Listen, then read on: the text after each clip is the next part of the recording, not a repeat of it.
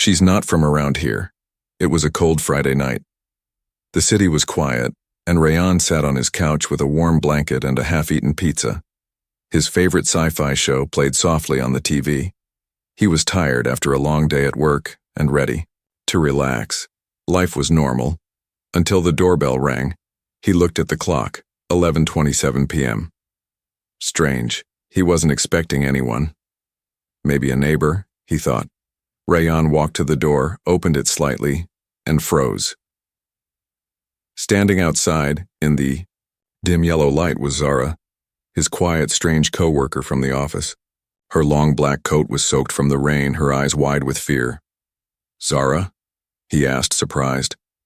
"Are you okay?" She didn't answer right away. Her lips were shaking. "Can I come in?" she said softly. I can't sleep alone. Tonight." Rayan blinked. That was the last thing he expected to hear. Yeah, sure. Come in." She stepped inside slowly, looking around like someone being followed. He gave her a towel.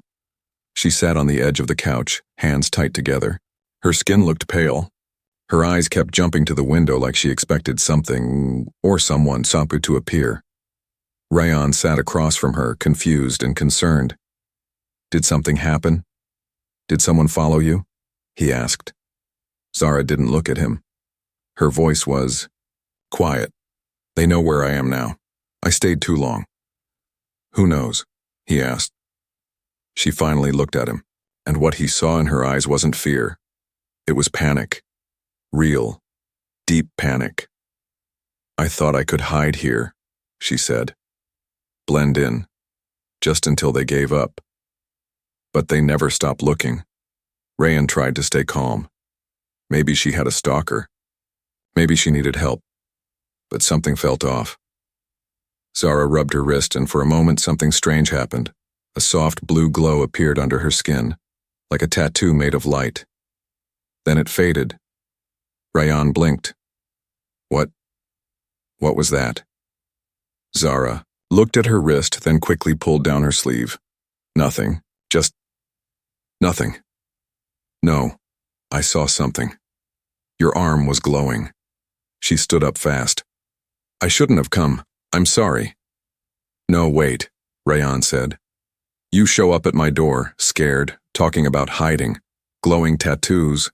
You can't just leave now." Zara looked at him, eyes filled with regret. "I didn't want you involved." "Involved in what?" Before she could answer, they both heard something.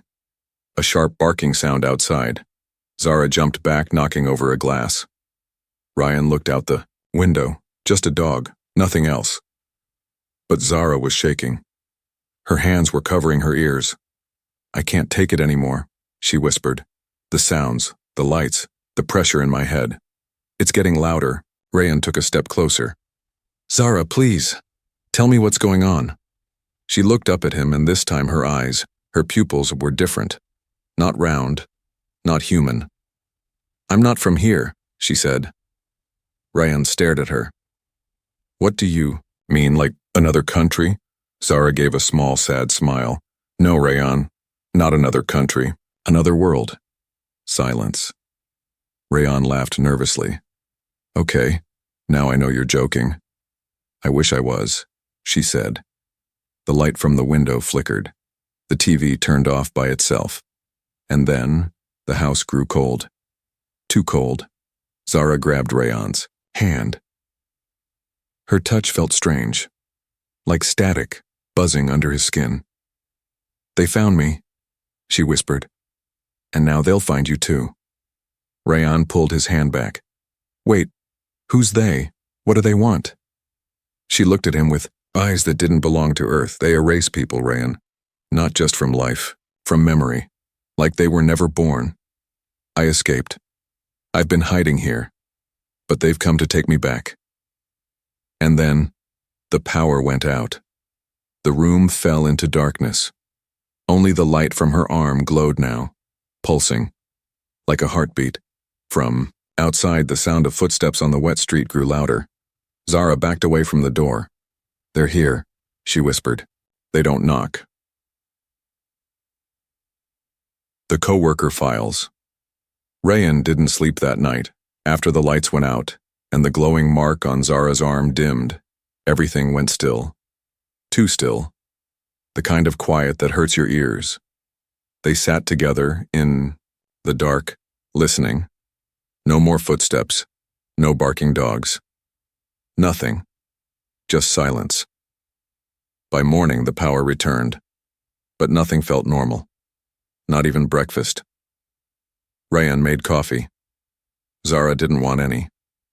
She sipped from a small silver flask, filled with a green liquid that shimmered like melted emeralds. "It helps with the noise," she said.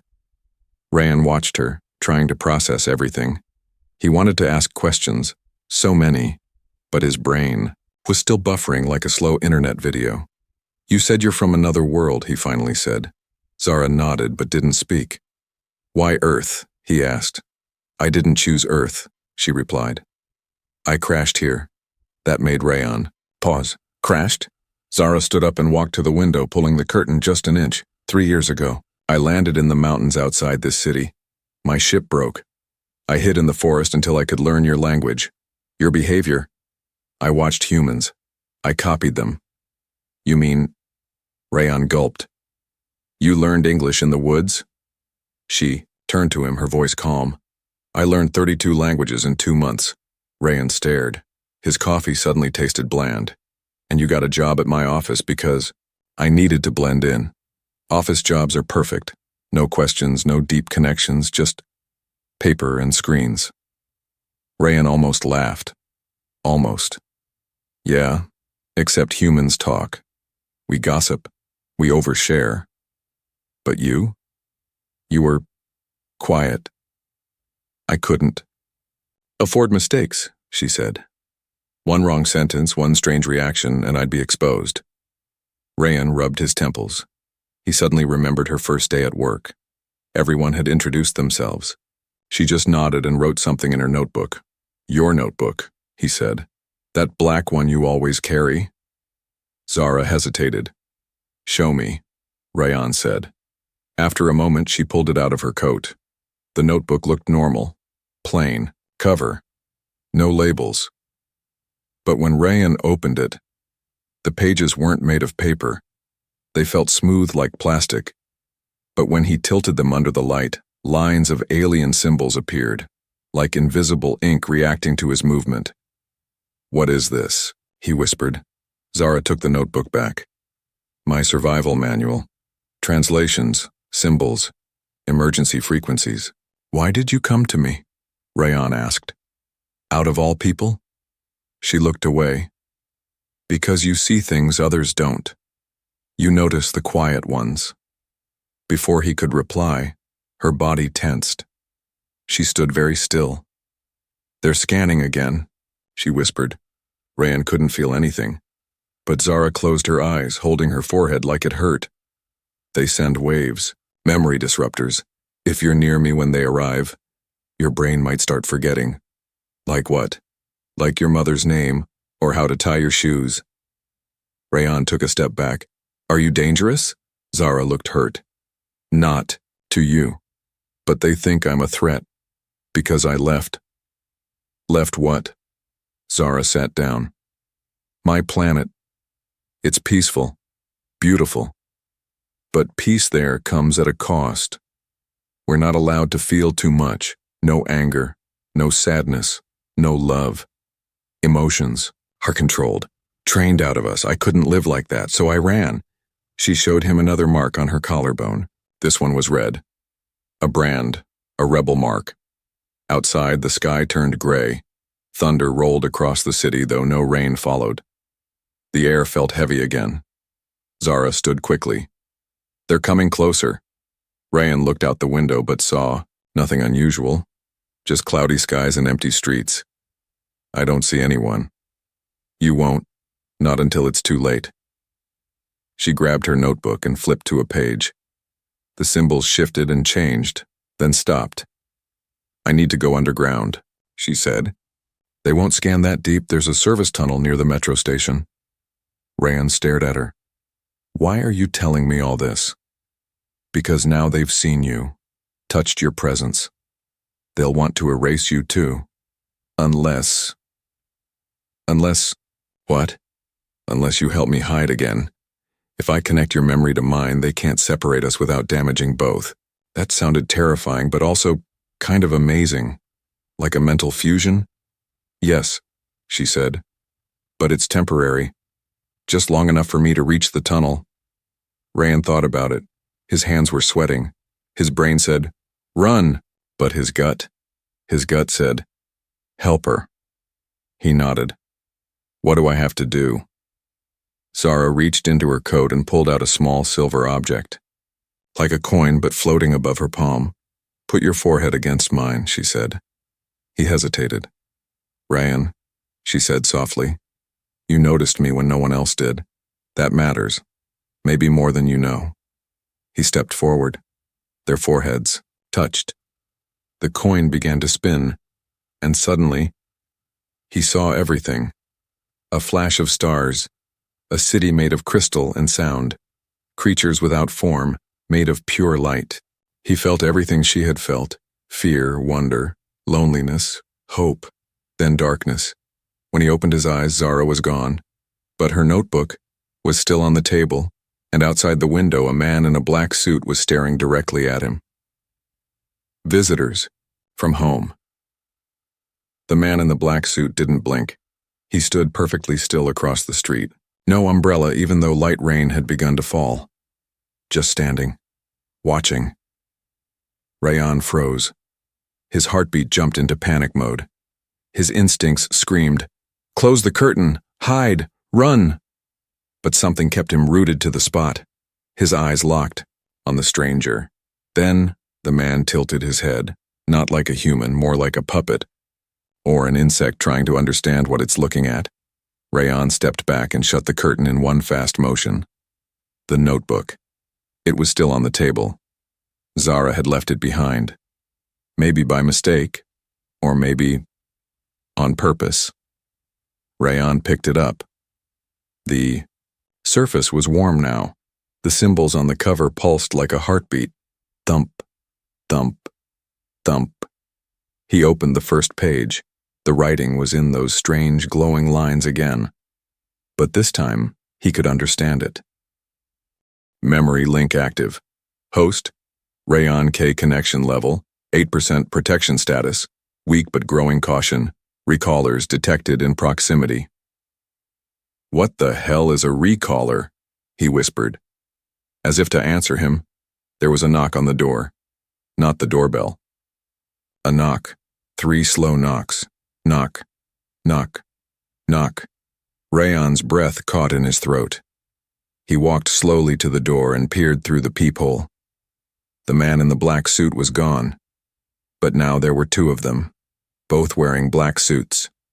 Both, standing side by side. Same height, same face, exactly the same face. Clones, illusions. He didn't know. One of them spoke without moving his mouth.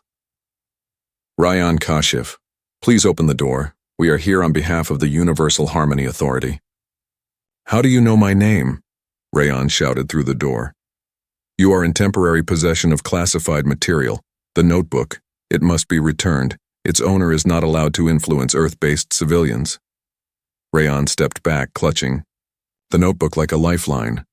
I'm not giving you anything, he yelled. Compliance ensures safety, said the voice. Still no mouth movement. Still no emotion. Resistance leads to deletion. And then they vanished. No poof. No glow. Just blink. There 1 second, gone the next. Rayon stumbled backward, heart racing. He knew he couldn't stay here anymore. Not after what he just saw.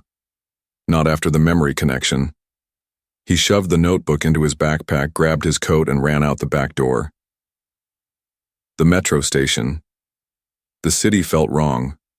People were walking around like usual, talking, laughing, scrolling on phones. But something was off. Rayon felt like a stranger in a familiar world. Like the colors were too bright, the air too still, and no one would meet his eyes. He reached the old metro station. The place had been shut down for years. Vines climbed the rusted fences. Signs were broken. But the underground tunnels still existed. Zara had mentioned a service tunnel. That had to be where she went. He climbed over the fence, heart pounding, and slipped through a broken gate. The darkness inside swallowed him. His phone light barely cut through the black. The deeper he went, the louder the sound became. A low humming noise like a machine waking up from sleep. Suddenly, a voice whispered in his ear. But no one was there. You shouldn't have come alone. He spun around. Zara? No answer, just the humming. Now louder, then light. A faint glow up ahead, blue, pulsing. He ran toward it, and there she was. Zara, kneeling in front of a round metal door covered in alien writing. Her arms were glowing again, both of them this time. The symbols on her skin matched the ones on the door. Zara! He shouted. She turned, surprised, then relieved. But her face was pale. You followed me? Why? She said. You left this, he said, holding up the notebook. Her expression changed. I thought they'd find you faster, she said. They're tracking me through memory links now. That's new. Well, they did find me, Rayan replied. And they tried to erase me. She nodded. Then we don't have much time. Zara placed both hands on the door. It opened, with a slow hiss revealing a glowing corridor. Clean, metallic, alive. That leads to a temporary refuge, she said. But it won't last long. They'll breach it within the hour. Rayan stared at the glowing hallway. And what then? We just keep running? No, she said. Now, we fight back. She pulled a small cube from her coat. It unfolded into a sleek alien weapon, like a bow made of light. You're one of us now, Rayan, she said. Not human anymore. Not fully. What? The memory bond worked too well. Your brain has started adapting. That's why. You can read the notebook. That's why you saw through the clones. You're becoming something different. Before he could answer, the walls shook. A loud echoing noise filled the tunnel. They were here. Zara handed him a second weapon, smaller like a disc. It attached to his arm and began glowing. What does this do? He asked. She smiled grimly. Helps you survive the next 5 minutes. The corridor behind them filled with light. The recallers had found the entrance. Zara turned to him, her eyes serious. No more running. They stepped into the corridor together. Behind them, shadows moved. Ahead of them, war waited. Classified Coworker. They ran, down the glowing corridor, walls pulsing around them. Behind, the sound of synthetic footsteps. Not like boots, but like metal tapping bone. Rayan's new arm device was humming louder with every step in his body. It wasn't his anymore. His vision had sharpened. He could see frequencies, electric currents, even echoes bouncing off walls. Zara was ahead of him, fast and focused. Her arms glowed like neon tattoos as she slammed her hand against a panel. A blast door hissed open. They jumped through. Slam, the door shut behind them just as the recaller's shadowy figures reached it. Rayan collapsed to the ground, panting. His heartbeat sounded like it was echoing in another dimension. Zara stood over him, watching him closely. Her face was calm, but her eyes were full of storm. You're adapting faster than I expected, she said. I'm not adapting. I'm freaking out, Rayan snapped. My vision looks like the Matrix. My fingers are glowing, and you're being hunted by memory-wiping aliens that talk in my head without moving their lips. Zara crouched beside him. Rayan, you need to understand something important, she said gently. The moment you touched that notebook, the recallers marked you. You're part of my file now, part of our history. That's not just memory. It's evidence. It's dangerous. He sat up slowly. What does that even mean? What are the recallers? Zara sighed and looked around. They were in some kind of tech bunker. Walls smooth and silver, screens showing alien characters, floating spheres projecting holograms of star systems Rayan had never seen. She touched one, and it expanded into a swirling image of her homeworld, a planet made of light and water, Towers that hummed, roads that floated, beings like her, tall and serene, their skin shimmering with soft colors. "Welcome to Yatari," she said. Rayan stared, breath caught. "Your home?" Zara nodded. "Once, not anymore." She swiped again. The image changed. Now the planet was grayed out, its light dimmed. "This is Yatari after the Harmony Protocol." "What's that?" She turned to him, eyes hard now. "It's Control." Dressed up as Peace. She stood and walked toward a small device on the wall. She tapped. The room dimmed and a memory projection began. It showed Zara younger, smiling. In love. Another Yatari stood beside her. A man, or something like a man, with deep blue skin and eyes that shimmered like stardust.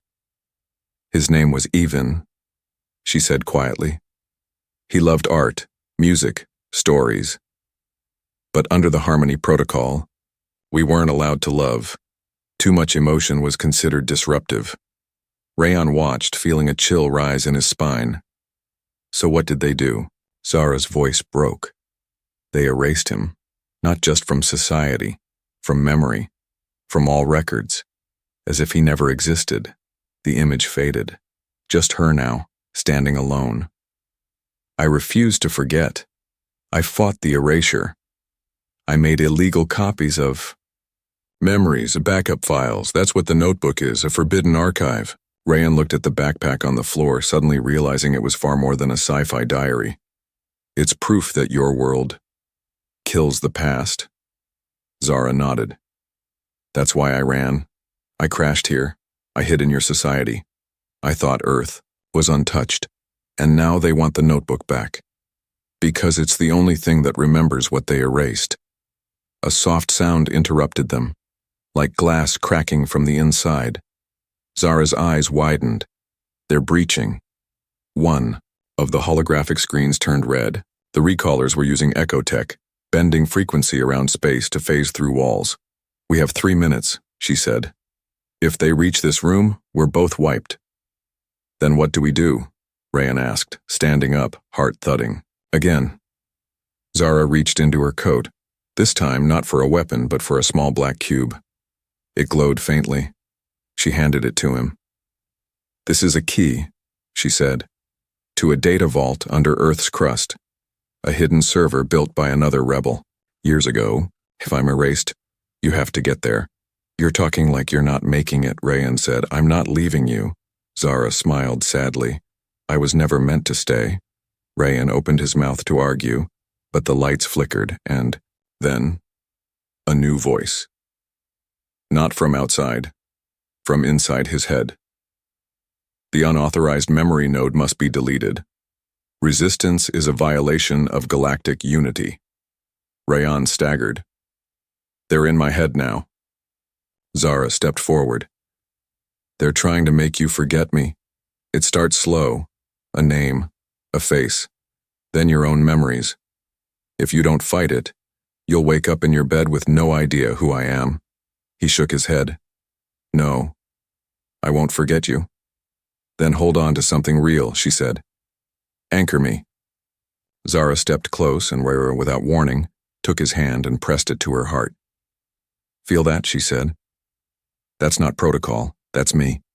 The door behind them exploded. Figures stepped in, tall, shifting, no faces. The recallers, they moved without sound.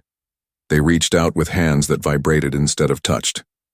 Zara stepped forward, glowing bright now, too bright to look at. "Run, Rayan." He hesitated, and then she pushed him. Hard, into a chute he hadn't noticed. He fell, spiraling down through light and shadow, through data tunnels and code rivers, until he landed in his apartment. Just like that. Clean. Silent. Morning light. No notebook, no device, no memory. For a moment he blinked, confused.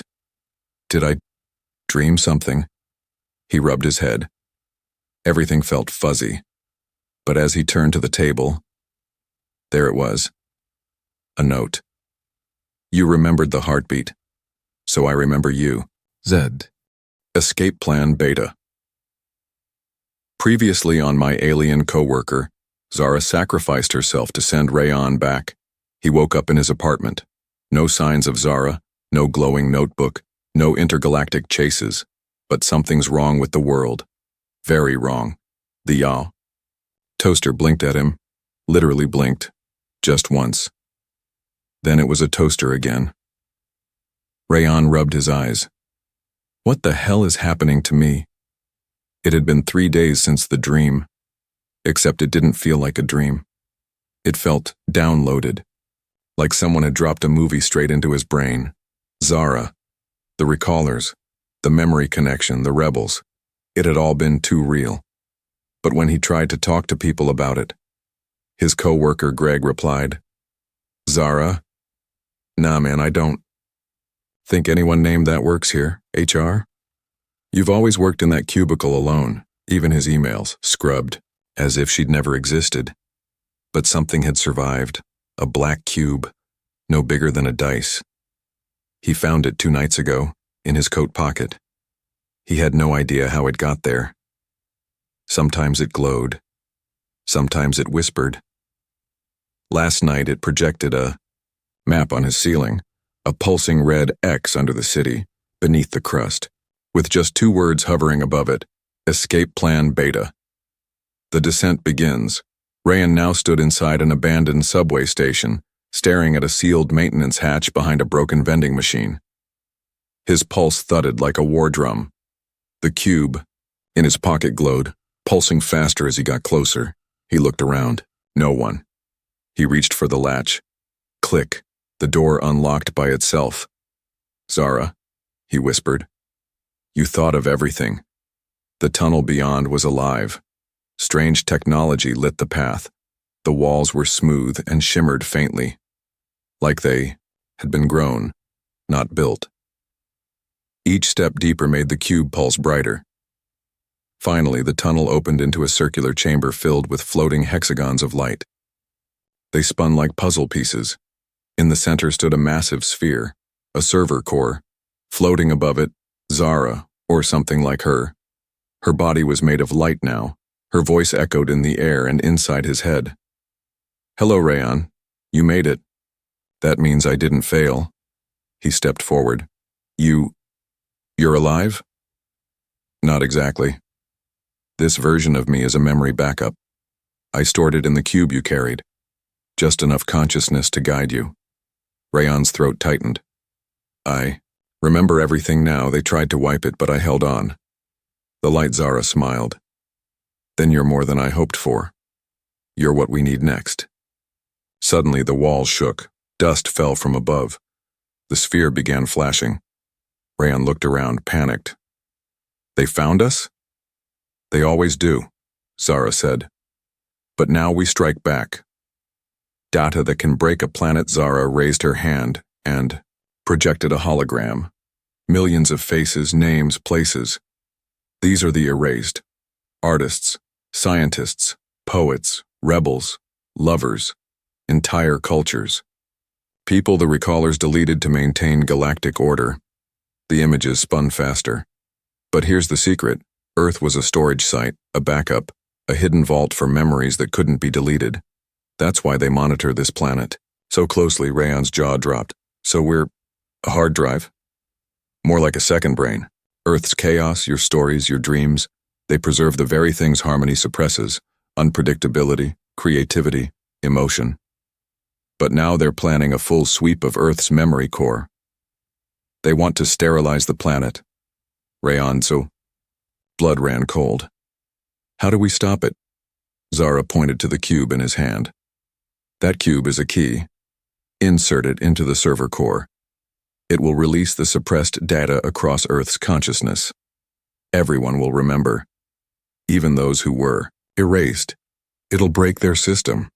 Won't that make me a target again? No. It'll make you a symbol. But of course, nothing is easy. As Rayan approached the core, a flash of shadow sliced through the light. The server trembled. The hexagons cracked. The recallers had arrived, but they looked different now. More desperate, more unstable.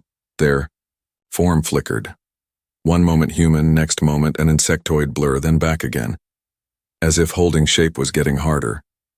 You do not understand what you are releasing, one of them rasped. Chaos. War. Fear. The humans will tear themselves apart. Zara's voice rang louder. Better to be broken and real than perfect and fake. They lunged at the core. Rayan sprinted. Dove. Slammed the cube into the port. And everything went white. Waking up to a different world, Rayan woke up in the middle of the city park. His hands were burned, fingertips smoking. But the cube was gone. All around him, people were gathering. Confused. Some crying, some laughing. Some screaming names of people no one had heard in decades. He turned to a stranger. Are you okay? Rayan asked. The man nodded slowly. I just remembered my brother. He died in a war that never existed. But now I know it did. Others were saying similar things. Memories returning. Truths restored. Emotions blooming. It had worked. Zara had won. But Rayan couldn't smile yet. He walked back to his apartment. Opened the door. On the table sat the notebook, and beside it, a single cup of green liquid still warm. Goodbye, Earth. Rayan stared at the cup of green liquid. It was warm, untouched, sitting next to the notebook like Zara had just stepped out for a minute. But she hadn't. She was gone. At least, the Zara he knew, the one with a half-smile and galaxy-filled eyes, had vanished when she sacrificed herself in the memory vault. So who had left this cup? His hand trembled as he picked up the notebook.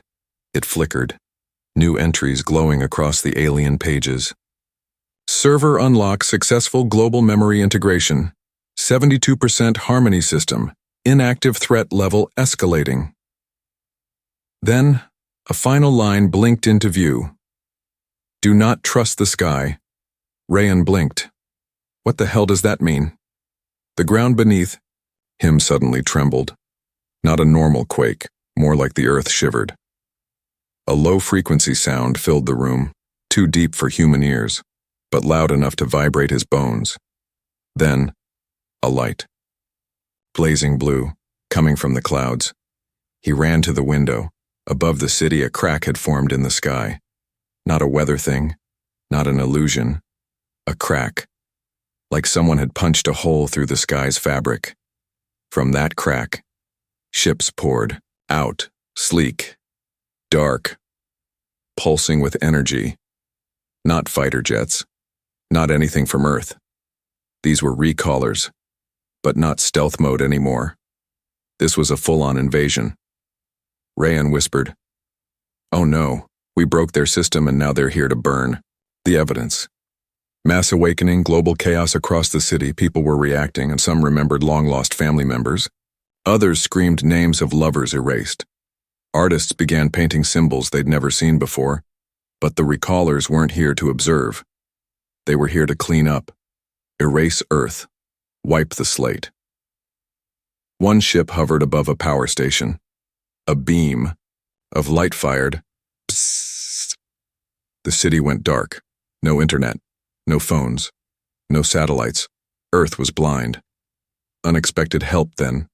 A voice in Rayan's mind, but not a recaller. You thought I was gone? It was Zara. Rayan froze. Zara? A piece of me survived in the memory core. When you activated it, you also activated me. I'm in every device now, every signal. I'm the ghost in the machine. Rayan sank to his knees, stunned. You're alive. As data. Better than nothing, she said with a smile in her voice. And right now, you're our last chance. Me? I don't even know what I am anymore. You're the one person the system couldn't erase. That makes you the perfect anomaly. And anomalies? They break rules. Underground HQ. The final piece. Zara guided him through the ruined city, down into the old subway again, farther than he'd gone before. They reached a hidden station with symbols glowing on the walls. A circular platform in the center. In the middle, a pod, sleek alien waiting. This is your escape plan, she said. Beta wasn't the end. It was the door. Rayan stared. Escape to where? To my world. To Yatari. They think it's silent now. Sterile. Controlled. But I left behind more than a memory. She showed him a map of hidden resistors. Yatari citizens who had never surrendered, who had gone deeper underground than even the recallers could follow. If you reach them, they can restart what I began. But why me? Rayan whispered. Why not someone stronger? Smarter? Because you didn't run when things got strange. You stayed. You believed. You remembered. A beat passed. Then she said very softly, and because you saw me. Rayan's chest ached. Will I ever see you again? Only if you finish what I started. If you do, I'll come back. She paused. One more thing, you won't be alone. The pod opened. Inside, a figure, human-like, sleeping. A girl. Zara's voice echoed one last time. Meet Eri. She's a copy of me, but not exactly. She was grown in the server core, a backup personality. She has my memories, but she's also her own person. Protect her. She'll protect you. Together you'll reach them. The sky breaks again. Outside, the recallers' ships gathered. The sky pulsed with red lightning now. They knew where he was. Zara, Rayan whispered. Are we too late? Not if you... Launch now. Rayan climbed into the pod, pulled Eri's unconscious form beside him and slammed the door shut. Lights flared. Power surged. Zara's last words echoed. Goodbye, Earth. You were more than a hiding place. You were hope. Now go spark the stars. Launch. The chamber cracked. The pod fired upward. Through tunnels, through the crust, through the sky, past the recallers' ships, into orbit. Rayan looked out the window. Earth grew smaller behind them, a planet bleeding with light and loss. Beside him, Eri opened her eyes. She looked at him, blinked, and said, Hi, I think I know you. He smiled through tears. Yeah, I think you do. She slept alone after all. Somewhere in the stars. The pod flew through blackness, slipping between gravitational layers like a pebble skipping across water. Inside, Rayan stared at the girl sleeping beside him. Eri. She looked exactly like Zara. Same soft features, same shimmer under her skin, but not quite her. Like someone had drawn Zara from memory and a few lines didn't match. Suddenly Eri's eyes opened. She gasped, bolting upright, clutching her chest. I saw the end of Earth, she whispered. Rayan gently placed a hand on her shoulder. We made it out. Earth's still fighting. You're safe now. She looked at him confused. You're Rayan. You were in the memory stream. He nodded. You're part of her. Eri tilted her head. I'm more than her. I was made with all of Zara's rebel code, but none of her limits. She pointed at the window. That world we're going to? It won't be what she remembers. The arrival at Yatari. The ship exited hyperspace and drifted toward a planet wrapped in a silver-blue atmosphere. Yatari. It was beautiful, but hollow. No lights, no motion, just silence. Eri leaned forward. This isn't right. The pod landed in an ancient port buried in crystal. Everything shimmered untouched, preserved like a museum. But there was no one, until Rayan saw it. Carvings on the walls, in Yatari script, flickering faintly. All who feel are erased. All who remember are rewired. This world is clean. A chill swept through him. Eri closed her eyes. Her skin flickered. Then, there's someone here, she whispered. Deep underground. They're trying to hide from the recaller's central core. They followed an old rail line through glowing caves until they reached a chamber filled with tech grown into the rock. Yatari biomachines, still alive, breathing. And there they found them. The hidden, only 4 of them. Weakened, exhausted, surviving in the dark. Eri spoke to them in Yatari. One woman, a once high-ranking memory architect, stepped forward and addressed Rayan. "You're the anomaly, the Earth mind who broke harmony." Rayan nodded. "We need to fight back, restart memory." She sighed. "The core is too strong now. It merged with a recaller prime. They've taken full control." Eri turned sharply. "Then we disconnect the core." "That would destroy all of Yatari," the woman warned. Eri looked at Rayan. "You decide."